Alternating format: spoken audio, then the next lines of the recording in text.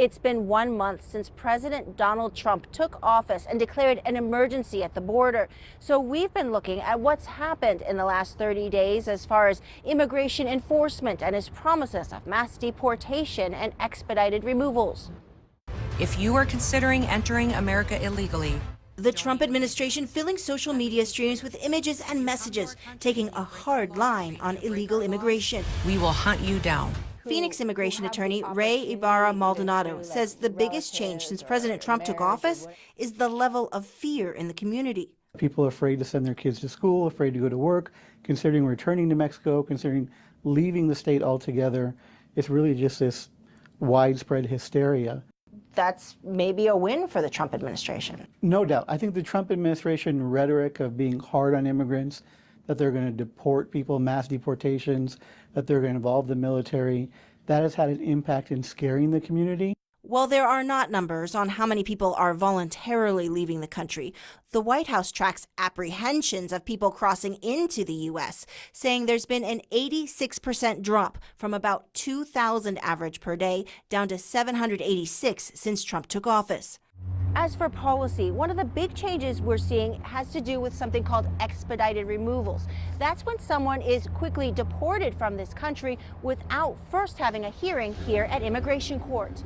The president expanded who qualifies for expedited removal. Instead of people in the country for less than 14 days and less than 100 miles from the border, it's now anyone anywhere in the country who can't prove they've been in the U.S. continuously for 2 years. So they could be completing any type of operation and you happen to be there, wrong place, wrong time. You are arrested and then placed into immigration custody. Attorney Taylor Renfro urges clients to always keep documentation like rental agreements, school records, or medical records with them to prove that they've been in the country for at least 2 years. You may be detained and then taken directly to ICE, to immigration custody. You won't have time to go home, gather those documents.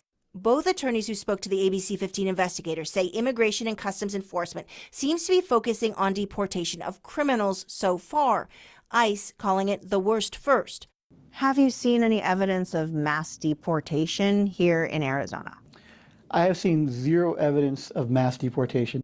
Have we seen any evidence that ICE or other immigration officials have tried to deport someone from a school, a church, or a hospital? There is certainly that fear now that that has been lifted. We have not seen too much evidence of that happening at this point.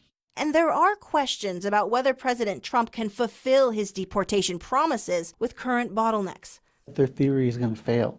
And why it's going to fail is because they don't have the infrastructure to carry out what they desire to do. The number of buses you need, the number of ICE agents, immigration judges. Judges can only see so many cases a day, and there's already a backlog due to COVID. Maldonado says even with millions or billions of dollars in new spending, the clock could run out for President Trump, and that could lead to some immigrants actually winning legal status. By that time, you're still in the country. Now you have a work permit. Now you have a social security number. And hopefully somebody not named Trump wins the next time, and then your case can be terminated or dismissed. This week, ABC 15 also reached out to ICE, both nationally and locally, asking for interviews for this story, as well as the latest numbers on arrests and deportations out of Arizona. When we hear back, we'll share that information with you. I'm Senior Investigator Melissa Blasius, ABC 15, Arizona.